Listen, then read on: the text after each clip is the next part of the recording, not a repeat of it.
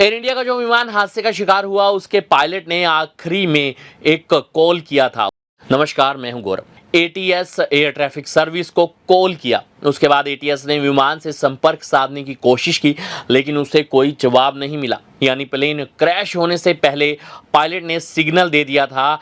इस कॉल को मेडे कॉल कहा जाता है। ये एक तरह का इमरजेंसी कॉल होता है। जब भी विमान पर कोई संकट आता है तो विमान के पायलट पास के एटीएस को एक मैसेज भेजते हैं। इसका मतलब यह होता है कि विमान पर संकट है और यात्रियों और क्रू मेंबर की जान पर खतरा है।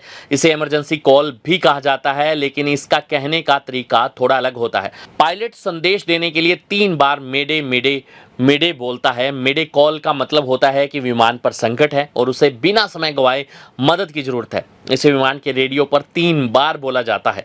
3 बार इसलिए बोला जाता है ताकि इस मैसेज को गंभीरता से लिया जाए। ऐसा नहीं है कि किसी ने मजाक में बोल दिया हो। इसका मतलब आपको बता दें, मेडे का उपयोग आग लगने या फिर पुलिस कार्रवाई के दौरान भी की जाती है। इसीलिए इसके बोलने का फॉर्मेट बिल्कुल अलग रखा गया है। इसकी शुरुआत 1921 में हुई थी।